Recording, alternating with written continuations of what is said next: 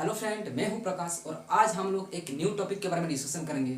वो है relationship between zeros and coefficient of A polynomial. ये क्या होता है, इसको हम लोग बहुत ही इजी मेथड से उसको समझने वाले हैं। ओके, तो कोई भी क्वाड्रेटिक पोलिनोमियल लिखने के लिए कोई स्टैंडर्ड फॉर्म क्या होता है? कुछ भी पोलिनोमियल, कोई बार क्वाड्रेटिक पोलिनोमियल दिया हो तो उसका स्टैंडर्ड फॉर्म कैसे लिखते हैं? इसको लिखते हैं p of x equal to a x square plus b x plus c. ये होता है कोई भी एक क्वाड्रेटिक पोलिनोमियल लिखने के लिए स्टैंडर्ड फॉर्म है।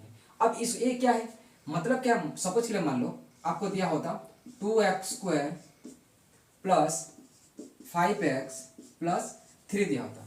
इससे हमको इस तरह से हमको लिखा जाता है कोई भी एक क्वाड्रेटिक पोलिनोमियल को। मतलब क्या है, यहाँ पे a का वैल्यू क्या हो जाएगा, 2 हो जाएगा, x² को तो x² है, a क्या है, b का वैल्यू है, a क्या है, c है। मतलब क्या है, a b c क्या है, ए बी एंड सी एक रियल नंबर है, एक रियल नंबर है। रियल नंबर मतलब देखो ए का वैल्यू यहाँ पे क्या है, यहाँ पे ए का वैल्यू है 2 और बी का वैल्यू है 5 और सी का वैल्यू है 3। एक एक नंबर है, इसको बोलते हैं रियल नंबर। कुछ भी नंबर हो सकता है। क्लियर? तो इसको हम लोग कैसे सॉल्व करेंगे, चलो आगे देखते हैं हम लोग। सपोज के लिए मान लो आपको दिया है, सपोज के लिए मान लो आपको एक क्वाड्रेटिक पोलिनोमियल दिया गया है।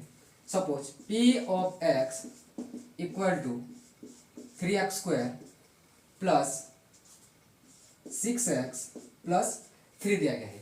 तो थोड़ी देर पहले मैं बताया था यहाँ पे a का वैल्यू कितना है, a इक्वल टू क्या है, 3 है, b इक्वल टू क्या है, 6 है एंड c इक्वल टू कितना है। देखो आगे साइन लेके चलना, a का वैल्यू कितना है, +3 है तो +3, b का वैल्यू कितना है, +6 है तो +6, c का वैल्यू कितना है, +3 है तो +3। समझ में आया? ये हो गया a b c का वैल्यू। क्लियर? अभी तक तो क्लियर हो गया होगा। अब इसका कोफिशिएंट क्या होता है, यही तो होता है कोफिशिएंट। कोफिशिएंट का मतलब होता है, कोफिशिएंट क्या है, कोफिशिएंट का मतलब होता है कि वेरिएबल के साथ रहने वाला, वेरिएबल के साथ। x² के साथ कौन है, x² कोफिशिएंट क्या है, x² का कोफिशिएंट है 3, x का कोफिशिएंट क्या है, 6 है। समझ में आ रहा है? तो कोफिशिएंट का मतलब क्या है, जो कि वेरिएबल के जो साथ रहता है। यहाँ पे वेरिएबल कौन है, x है, x² है यहाँ पे, और ये क्या है, x है। तो x² के साथ कौन है, 3 है, और यहाँ पे x के साथ कौन है, 6 है। तो इसको बोलते हैं कोफिशिएंट। समझ में आया? a b c का वैल्यू कैसे निकालते समझ में आ गया, कोफिशिएंट कैसे निकालते समझ में आ गया। तो अब तो इजी हो गया, अभी कुछ है ही नहीं। तो आज हम लोग एक क्वेश्चन हम लोग आगे डिस्कशन करते हैं, इजीली हम लोग समझ में, आप लोगों को समझ में आ जाएगा। p of x equal to 2x² minus 8x plus 6 दिया है, और आप लोगों को पूछा जा रहा है कि इसमें निकालो, इसमें हम लोग का रिलेशनशिप निकालना है किसके बीच, जीरोज एंड कोफिशिएंट। तो कोफिशिएंट और जीरो के बीच हम लोग क्या निकालना है, इसका हम लोग रिलेशनशिप निकालना है। तो कैसे निकालेंगे इसको देखो, देखते हैं। पहले क्या है, पहले हमको इसको तो जीरो निकालना पड़ेगा। हम लोग जीरो कैसे निकालते हैं, मैं प्रीवियस क्लास में बताया हूं, अगर आप लोग उस वीडियो को नहीं देखे हो तो प्लीज देख लेना। इसको जीरो कैसे निकालते हैं, देखो एक क्वाड्रेटिक पोलिनोमियल है, तो क्वाड्रेटिक पोलिनोमियल निकालने के लिए क्या करना पड़ेगा, इसको हम लोग स्प्लिटिंग द मिडिल टर्म करके उसको सॉल्व करना पड़ेगा। मतलब x के कैसे मैं कौन सा वैल्यू पुट कर दूं ताकि इसका पूरा वैल्यू क्या हो जाएगा, जीरो के बराबर हो जाएगा। तो कहने का मतलब ये है कि 2x² माइनस 8x प्लस 6 किसके बराबर हो जाएगा, जीरो के बराबर हो जाएगा। क्लियर? अब इसको सॉल्व कैसे करेंगे, इसको सॉल्व कैसे करेंगे, इसको सॉल्व करेंगे स्प्लिटिंग द मिडिल टर्म करके। मतलब क्या है, इन दोनों को मल्टीप्लाई करने से कितना होगा, क्या है, 2 है और यहाँ पे क्या है, 6 है। तो 2 और 6 को मल्टीप्लाई करने से कितना होगा, 12 होगा, और बीच में कितना दिया है, -8 है। तो ऐसे दो नंबर सोचो जो कि प्रोडक्ट करने से 12 होगा, और प्लस करो या फिर माइनस करो, -8 होगा। तो मैं तरीका बताया था, 12 को डिवीजन करते जाओ तो एक पेयर क्या निकलेगा, इसका एक पेयर क्या निकलेगा, 12 पर 1 निकलेगा। फिर 2 में इसको डिवाइड करो, कितना होगा, 6 होगा, और जिसमें डिवाइड कर रहे हो उसमें मल्टीप्लाई करो। देखो 2 में डिवाइड किया तो 6 हुआ, और 2 में इसको क्या करना है, मल्टीप्लाई करना है। 6 और 2 निकला, फिर इस 2 में काट दो 3, 2 में काटे तो 2 में मल्टीप्लाई करो 4। अब देखो इन तीनों में से कोई एक पेयर होगा, मेरे को कितना चाहिए, -8। ये तो हो ही नहीं सकता, 4 और 3 7 हो जा रहा है, और 4 - 3 कितना हो रहा है, 1 हो जा रहा है, ये भी नहीं होगा। तो बचा कौन, 6 और 2, इनमें से हमको निकालना है। तो मेरे को कितना चाहिए, -8 चाहिए। क्लियर? देखो -8 मेरे को कैसे मिलेगा, -6 और -2, -6 और -2 करूंगा तो कितना होगा, -8 होगा। क्लियर? अब मेरे को कितना चाहिए, -12 चाहिए। तो -6 इंटू -2 कितना होगा, +12 हुआ कि नहीं हुआ। मेरे को ये तो चाहिए था, 12 चाहिए था और -8 चाहिए था, तो मेरे को 12 भी मिल गया और -8 भी मिल गया। कौन दो नंबर से लेना पड़ेगा मेरे को? -6 एंड -2 हो गया सब। अभी क्या करना है, इसको मैं मिटा रहा हूं। अब देखो मेरे को क्या मिला, -6 एंड -2। ओके, तो यहां पे लिखना है 2x² -6x -2x + 6 = 0। क्लियर? देखो -8x की जगह में ये लिख दिया, -6 और -2 का -8x हो गया। क्लियर? अब इसको सॉल्व करते हैं। इन दोनों में कॉमन क्या है? इन दोनों में कॉमन क्या जाएगा? 2x कॉमन जाएगा, तो बचेगा कितना? x - 3। क्लियर? अब इन दोनों में कॉमन क्या जाएगा? इन दोनों में कॉमन जाएगा 2, तो यहाँ पे रहेगा x - 3 = क्या है? 0 है। अब देखो यहाँ पे x - 3 कॉमन किया जाएगा, x - 3 और यहाँ पे 2x - 2 = क्या है? 0। अब x - 3 = 0 एंड x -3 उधर जाएगा तो क्या हो जाएगा? +3। अब यहाँ क्या बचा है? 2x - 2 0 के साथ 2x - 2 = 0, 2x = -2 वाला भेज दो, +2 x = क्या हो जाएगा? 2/2 = क्या निकला? 1 निकला।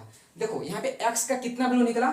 2 वैल्यू निकला। क्यों? क्योंकि क्वाड्रेटिक पोलिनोमियल था, इसका हाईएस्ट डिग्री कितना था? 2 था, इसलिए मैक्सिमम जो है कितना निकला? 2 निकला। इसको ही तो बोलते हैं 0, जो x का 2 वैल्यू निकला, ये तो है 0 है, तो x का वैल्यू क्या निकला? एक निकला 3 और एक क्या निकला? 1 निकला। तो मान लो x का 2 वैल्यू निकला, एक का नाम दे दे, तो अभी मैं बोल देता हूँ, एक हो गया अल्फा का वैल्यू कितना है? 3 है, इसको मैं 3 मान लेता हूँ, और एक का मान लेता हूँ बीटा का वैल्यू कितना है? 1। यहां तक तो समझ में आ गया होगा कैसे हम लोग 0 निकाले। ये जो 3 और 1 निकला, x का जो 2 वैल्यू निकला, इसको बोलते हैं 0। समझ में आया? यहां तक तो समझ में आ गया होगा। तो अल्फा और एक बीटा, ये नाम से घबरा नहीं, ग्रीक लेटर है, इसको हम लोग इसी लेटर से हम उसको डिनोट करते हैं। तो x का जो 2 वैल्यू निकला, इसको हम लोग एक अल्फा मान लिया, एक बीटा मान लिया। क्लियर? आगे देखो, आगे कैसे सॉल्व करना है। देखो ये समझ में आ गया, तो मैं इसको मिटा रहा हूं। ओके,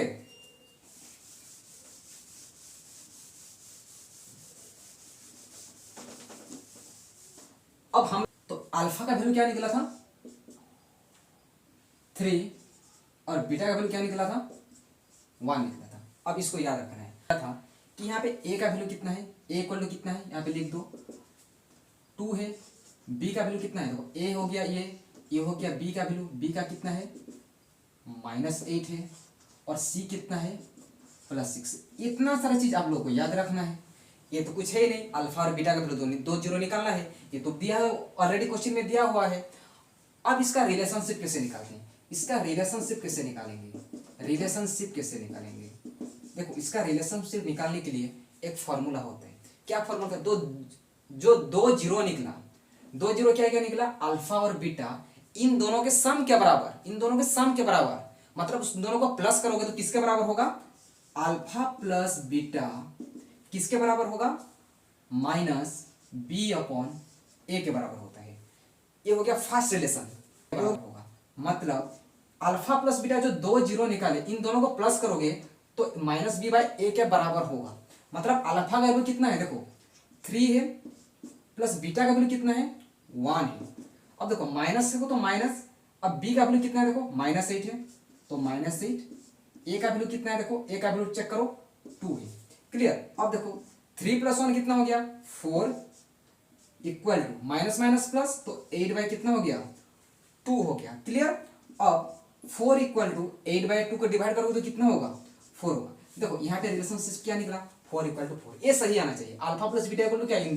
इसके बराबर होगा। ये हो गया पहला रिलेशन। इसको याद रखना है, alpha plus beta equal to -b/a होता है। क्लियर? अब ये हो गया फर्स्ट रिलेशन। सेकेंड रिलेशन क्या है? सेकेंड रिलेशन है, अगर आप इसको नोट नहीं किए तो नोट करते जाइए। ओके, सेकेंड रिलेशन है alpha into beta. Alpha into beta किसके बराबर होगा? c/a के बराबर होता है। ये हो गया सेकेंड रिलेशन। ये दोनों को याद रखना है। तो अल्फा कितना है यहाँ पे? देखो अल्फा कितना है? 3 है। बीटा कितना है? 1 है। c कितना है यहाँ पे? c कितना है? 6। a कितना है? a कितना है? देखो 2 है। अब 3 1 जा कितना हो गया? 3। 6/2 कर लो, कितना हो गया? 3। ये हो गया रिलेशन। देखो यहाँ पे अल्फा प्लस बीटा, इसको बोलते हैं सम ऑफ, इसको बोलते हैं प्रोडक्ट ऑफ जीरो और सम ऑफ जीरो। 3 = 3। क्लियर हो गया? ऐसे ही तो निकाला जाता है रिलेशनशिप, खत्म हो गया क्वेश्चन का आंसर। अब देखो लीनियर पॉलिनोमियल का हम लोग जीरो कैसे निकालते हैं। लीनियर पॉलिनोमियल का जीरो निकालने के लिए मान लो लीनियर पॉलिनोमियल का स्टैंडर्ड फॉर्म क्या होता है, P of x equal to a x plus b होता है, क्योंकि लीनियर का हाईएस्ट डिग्री कितना होगा, 1 होगा। वेरिएबल का हाईएस्ट डिग्री कितना होगा, 1 होगा, तब तो उसको लीनियर पॉलिनोमियल बोलेंगे। वहां पे 2 था इसलिए क्वाड्रेटिक हो गया। अब यहाँ पे देखो, यहाँ पे ए और बी क्या है, ए और बी यहाँ पे भी क्या है, रियल नंबर है। ए एंड बी क्या है, रियल नंबर है। क्लियर, मतलब यहाँ कुछ नंबर हो सकता है, जैसे कि मान लो मैं एग्जाम्पल लेके समझाता हूँ। 2x minus 3, P of x equal to 2x minus 3 है। तो यहाँ पे भी a का वैल्यू कितना है, a इक्वल टू कितना है, 2 है, और b इक्वल टू कितना है, -3 है।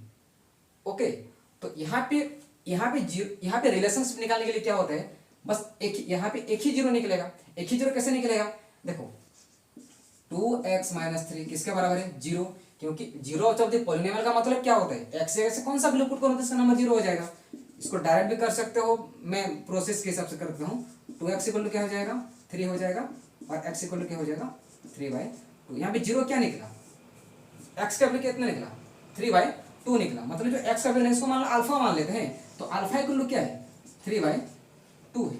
तो इसका रिलेशन क्या होता है, इसका रिलेशन होता है अल्फा इक्वल टू क्या होता है, अल्फा का वैल्यू होता है -b/a होता है। ये होता है रिलेशन लीनियर पॉलिनोमियल का। मतलब अल्फा कितना निकला, तो अल्फा का वैल्यू कितना निकला, 3/2 माइनस बी का वैल्यू कितना है, बी यहाँ पे कितना है, -3, ए का वैल्यू कितना है देखो तो 2 है। 2 इक्वल टू क्या है, 3/2 इक्वल टू -3/2। समझ में आया होगा, समझ में आ गया होगा पूरा क्लियर। लीनियर पॉलिनोमियल निकालने के लिए क्या होगा, उसका जीरो निकालने के लिए, इसका रिलेशनशिप निकालने के लिए अल्फा इक्वल टू क्या होगा, -b/a होगा। क्लियर, ऐसे निकालना है आप लोगों को।